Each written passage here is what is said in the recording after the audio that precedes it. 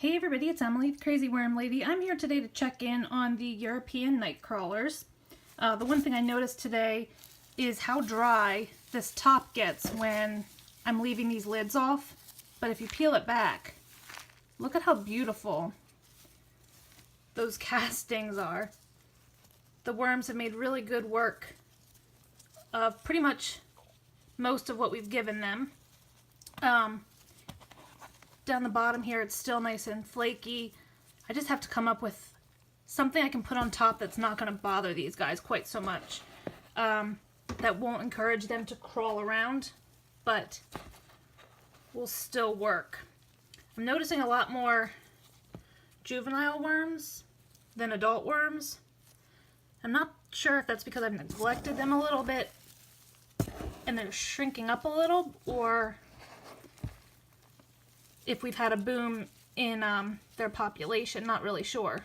But here is a skin of something. And it looks like a bell pepper because there's some babies here. We've always found that the babies seem to be attracted to the skins and rinds and things like that. But despite it being dry on the surface, the castings beneath are plenty moist. They really are. I think I mentioned last week in one of my videos that there are some new research coming out just basically saying that the microbial and like the benefits in our vermicompost are just as effective if we run our bins drier. Like, they don't have to be wet in order for the microbial life to still be there and be effective. And Steve Churchill, who, as we know, is the creator, developer of the Urban Worm Bag, he wrote a nice article on this topic. And it's kind of encouraged me to try to push myself to test and see if running my bins a bit drier has any effect on how well my worms do and how much easier my compost is to sift. But the good news is that even at a relatively dry state, apparently you don't really lose any microbial benefits. So here's our other bin here. Same thing. Top's really dry. But as soon as we peel it back, we just have really pretty castings. Ooh, a little bit more worms in here, it looks like. If you remember when I started this bin, I did it just by look as far as splitting the bin, so one bin may have had more worms than the other. But I may just drizzle the top of this today with water when I'm done to make sure it doesn't get overly dry. However, as you guys can see, looks like they're doing just fine. And that is a cocoon. Actually, a cocoon that's relatively close to hatching. As we know, when they're first laid, they're a yellowish color, and then they get darker before they hatch. But I'm pleased with the way this is looking.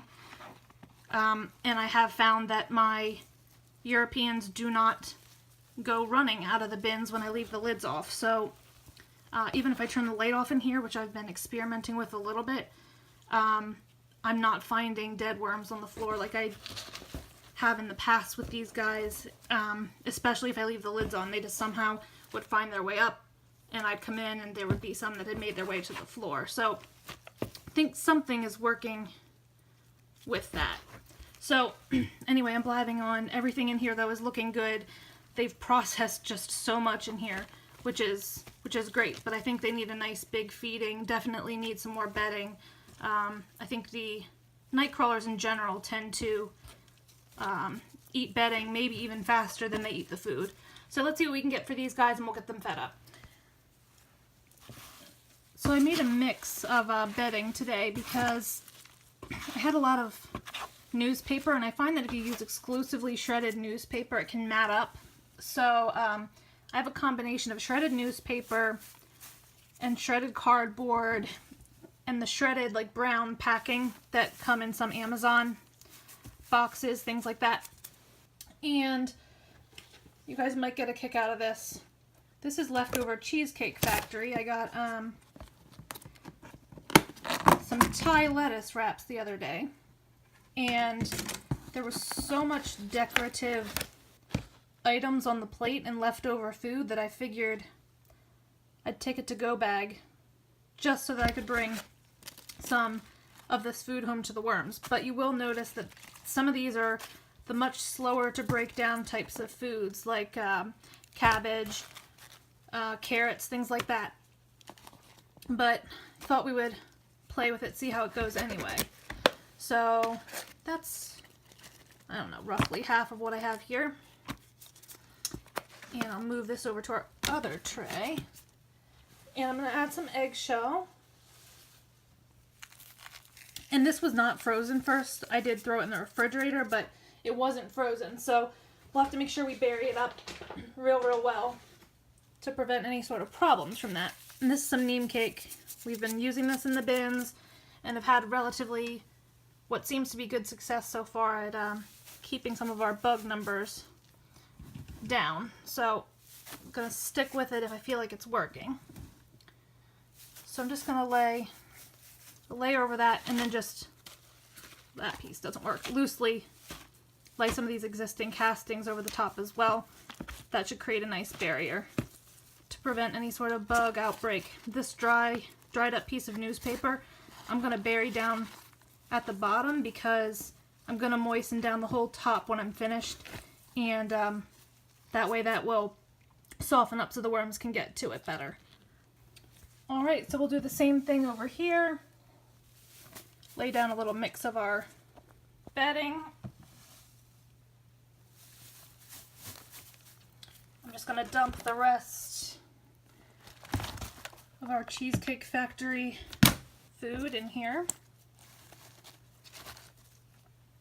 I'm going to do some eggshell.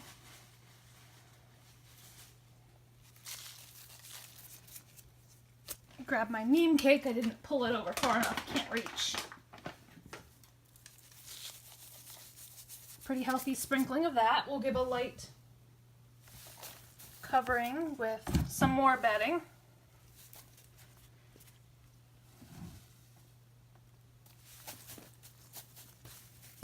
And then cover it up with some castings.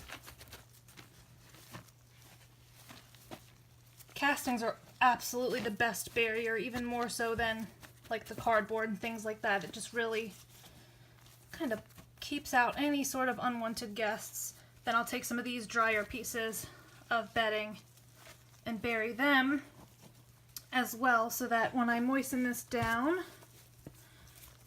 in a second with my little gallon jug that I have with the little holes drilled in, I'm going to bury these up and moisten the whole top down, and then hopefully these guys will settle in and get to work on this new feeding. I'm interested to see how long it will stay in the bin, since it is, like I said, some of those slower to break down foods, but we'll see how it goes. So let me know what you think. Drop your comments below, like this video, subscribe if you'd like some more content from me, and I'll be back with you guys real soon for an update, and we'll take a look at these guys next week and see how they're getting along.